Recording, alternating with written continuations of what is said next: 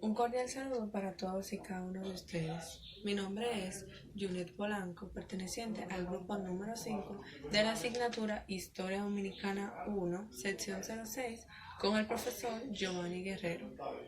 Mi número de listado es el 30, mi matrícula es 154-9057. El tema central del grupo es acerca del surgimiento de las colonias francesas de Saint-Domingue. Yo les estaré hablando sobre los bucaneros. Originalmente, la idea bucaneros se refería a quienes habitaban en la región oeste de la isla La Española. Estas personas solían dedicarse a la caza de los cerdos y las vacas para así realizar un proceso ahumado de esta carne y poderla comercializar con los habitantes. Cuando en el siglo XVI España decidió abandonar la región oeste de la isla, se asentaron en la parte o en el lugar viajeros franceses donde allí adoptaron esta técnica. Tiempo después, España invadió la isla, ya que ninguno de sus habitantes abonaban impuestos a la corona y aniquiló a los animales. Así, quienes vivían en la Española decidieron asentarse en la isla Tortuga, donde ya residían los filibusteros y comenzaron a involucrarse con la piratería en contra de los barcos españoles. Estos antecedentes históricos hacen que actualmente las nociones de bucanero, piratas y filibusteros la utilicen como sinónimos e incluso en algunas ocasiones se emplea corsarios.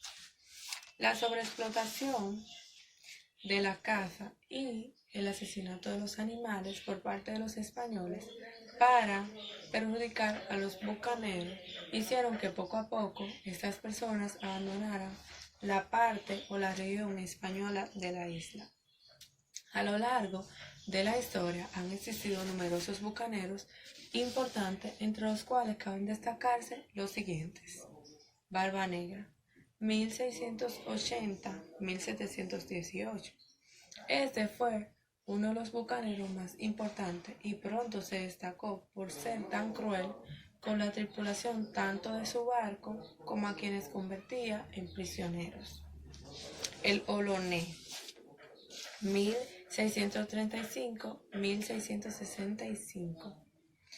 Este fue un personaje muy temido por las colonias españolas, ya que éste se atrevió a cometer cualquier tipo de atrocidad. Colicollar, 1682-1720. Se considera como uno de los primeros en utilizar la bandera que hoy asociamos con la piratería, que es la calavera con dos huesos en forma de cruz, la cual hoy en día recibe el nombre de Jolly Roger.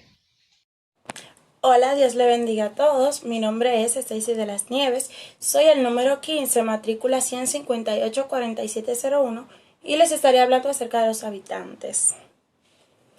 Durante más de 50 años, bucaneros y filibusteros formaron sociedades muy especiales, integradas por hombres libres, sin leyes y sin autoridades formales. Con el correr de los años, una parte de los bucaneros y de los filibusteros, al darse cuenta de la fertilidad del suelo y de la gran cantidad del ganado vacuno y porcino que existía en la región despoblada, decidió quedarse en ella y convertirse en residentes, para dedicarse a la cacería y a la siembra. Así fueron llamados habitantes, palabra que en aquella época significaba algo diferente que ahora.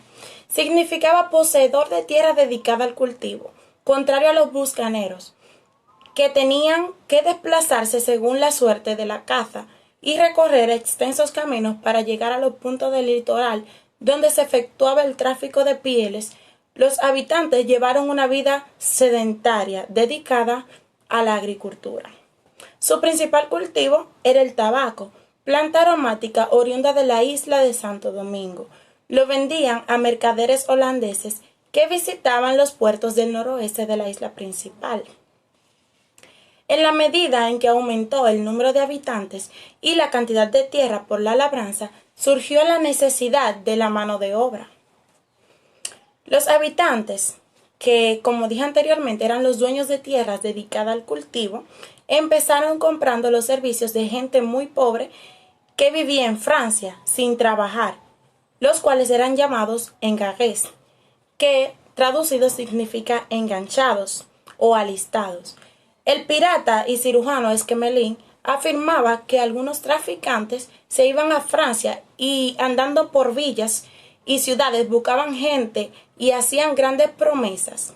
Así engañaban a esa gente a la que transportada a sus tierras, hacían trabajar como caballos y los vendían a otros como negros de Angola. Al finalizar los 3 años, aquellos miserables engañados recobraban su libertad y podían dedicarse a las mismas actividades de los aventurados ya establecidos. De esa manera, empobrecidos blancos franceses también padecieron en carne viva la esclavitud en la isla de Santo Domingo. Buenas tardes, mi nombre es Norhandri Reyes, matrícula 100-559-431, número 32. Esta tarde les estaré hablando de los filibusteros. Los filibusteros fueron un grupo de piratas del siglo XVI, una parte de los muchos grupos que infectaron el mar de las Antillas. Coincidió con el comienzo del declive del Imperio Español, lo que empeoró las condiciones del mantenimiento de las colonias del imperio. Al ser el Imperio Español en el mundo el más extenso de la historia, era muy difícil controlar en su totalidad. Las posesiones españolas de América no tenían suficiente vigilancia por su enorme extensión. Una gran dificultad era la multitud de islas existentes en el Caribe, en donde era fácil esconderse o refugiarse. Tenían muchos lugares donde esconderse, sobre todo en el Mar Caribe. Era facilísimo mantenerse al margen de las leyes y esconderse cerca de una zona del paso de los galeones españoles que estaban cargados de riqueza. Al grupo de bucaneros que se transformó en piratas también se les denominaba filibusteros. El origen del nombre, algunos dicen que viene de la palabra inglesa freebooters, que significa merodeador. Otros del tipo de barcos que les gustaba utilizar a ellos era un barco ligero y rápido. Algunos dicen que viene de un derivado holandés que significa depredador. De simples cazadores y bucaneros, los más violentos se hicieron piratas filibusteros. Siguieron operando fundamentalmente en la isla La Española, un lugar estratégico por donde paseaban los galeones, y en islas limítrofes, como la isla Tortuga. Llegaron a crear auténticas asociaciones que perduraron por muchos años, como la Cofradía de los Hermanos de la Costa. En ellas, aparte de unos pequeños bienes personales, la mayoría también bienes comunes, como barcos y tierras. Era una asociación exclusivamente masculina. Los principales países europeos vieron con recelo el reparto de las Indias, América, entre España y Portugal, con apoyo del Papa, y creó malestar entre los estados europeos. Algunos países, codiciando la riqueza de las Indias, no pudieron participar en el oligopolio. Decidieron apoyar sus adversarios.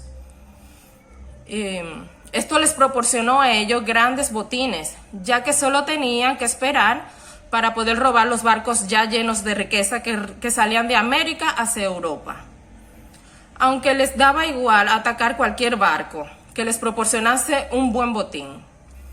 Pero al poseer España la zona de América con más minas y tesoros, los barcos y tesoros españoles eran los preferidos. El imperio mexicano, Inca, etc., estaba en poder de los españoles y por tanto sus tesoros. Y la decisión de Alejandro VI de que la Iglesia apoyase el reparto de América entre España y Portugal deja a Inglaterra lejos de participar en las riquezas de Latinoamérica. Muchas gracias.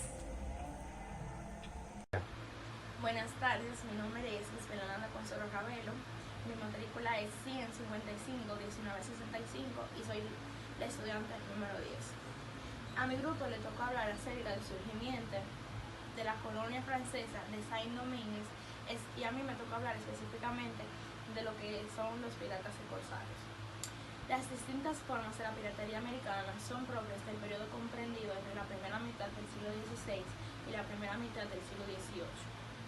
En estos 200 años, la mítica figura del pirata se constituyó un símbolo de la época. Antes de describir la piratería americana, es conveniente explicar las diferencias entre los piratas y corsarios, que son los protagonistas de esta historia. Se suele utilizar estas denominaciones como sinónimos sin tomar en cuenta que se refieren a personajes diferentes y estos tienen motivaciones diferentes. De acuerdo con Manuel Leucena, el pirata era el que robaba por cuenta propia en el mar o en sus zonas costeras. Este era un enemigo marítimo en general, porque exclusivamente se movía por su afán de lucro, sin discriminar ningún pabellón nacional. Era, por tanto, un hombre que se situaba al margen del sistema imperante de aquella época, o sea, de las leyes. En su mayoría, los piratas eran personas o hombres, en su gran mayoría. Había una minoría de mujeres, pero en su mayoría eran hombres. Estos eran miserables, delincuentes, vagabundos, desertores o perseguidos por sus ideas o por su religión. De hecho, a la piratería se llegaba por necesidad y difícilmente se llegaba por vocación. En su mayoría, los piratas habían de diferentes nacionalidades, pero en un 70% los piratas que habían eran ingleses y en su minoría habían franceses y hasta holandeses. Los corsarios. Ahora empiezo con los corsarios. Los corsarios eran aquellos piratas que en algún momento un gobierno oficialmente reconocido por una corona, por ejemplo, en el caso de Inglaterra, en el caso de Enrique VIII y luego con la reina Isabel I, le daban una patente de corso. ¿Qué era una patente de corso? Una patente de corso era específicamente un papel que le daba dominio, le daba potestad, que podían atacar, asaltar, expropiar, robar barcos de otra potencia enemiga, aunque no se estuviera en una guerra abierta, pero sí se podía, básicamente porque en aquella época se estaba en lo que era una guerra fría. Pero en este caso a los corsarios se los llevaban a atrapar de alguna manera alguna potencia ya extranjera que no fuera quien los encomendó a hacer esos robos. Los dejaban a su suerte y los dejaban así, que le pasara lo que ellos quisieran. Entonces, lo que sí hacían las coronas era que le armaban su barco, le aprovisionaban los barcos a estos corsarios y de vez en cuando lo dejaban usar sus puertos para que desembarcaran sus mercancías. Todo esto, la corona le daba esta patente de corso a cambio de unas ganancias de todo el equivalente que ellos recolectaron de todos sus robos. Los ingleses John Hawkins y Franklin Drake fueron los personajes que señalaron la aparición del corsarismo en la América del siglo XVI. Estos fueron glorificados por la literatura y se constituyeron en símbolos de esta actividad en estos siglos. A partir de lo que fue el siglo XVI, con el descubrimiento y posterior colonización de América, la piratería, o sea, el escenario de la piratería y el contrabando organizado se trasladó a lo que fue la región del Caribe. Además de desplazar el comercio internacional del Mediterráneo al Atlántico. Eso trae el nacimiento de los primeros imperios oceánicos, empezando por el español, y posteriormente le siguieron el de Inglaterra y el de Holanda. España estableció de inmediato el monopolio comercial en sus dominios ultramarinos y la reacción de sus enemigos europeos no se hizo esperar. Ingleses, franceses y holandeses más tarde no admitieron nunca la línea de demarcación establecida por la bula papal en el Tratado de Tordesillas, que se repartía el Nuevo Mundo entre España y Portugal. Múltiples veces estos trataron de romper las barreras mercantiles impuestas en esa bula papal. Primero lo hicieron con el contrabando y luego introduciendo el corso y la piratería sin freno. El conjunto de las noticias sobre los tesoros de las tierras americanas recién descubiertas y los continuos ataques de piratas y corsarios a las posesiones españolas de América y las capturas de los barcos cargados con riquezas que surcaban el Atlántico suponen la continuación de guerras por el dominio continental en Europa. La reiterada agresión por casi 3 siglos se vio facilitada por la enorme extensión de los dominios hispanos repartidos en 2 océanos, lo que hacía muy difícil la defensa de estas tierras. España no tenía medios navales ni humanos para defender con éxito las islas e islotes que salpicaban todo el Caribe. Les resultaba imposible, dada la tecnología naval de la época. Les resultaba casi imposible patrullar eficazmente los mares que bañaban su imperio, mantener el dominio comercial y colonizador. A pesar de esto, los piratas lo tuvieron muy difícil. Esto tuvo que batirse siempre en inferioridad de hombres y barcos, pero España mantuvo la posesión de sus dominios en tierra firme y las Antillas Mayores, excepto Jamaica, que fue perdida a mediados del siglo XVII. Muchas de las islas menores, no obstante, pasaron a manos de Inglaterra, Francia y Holanda. Unas islas que los piratas utilizaron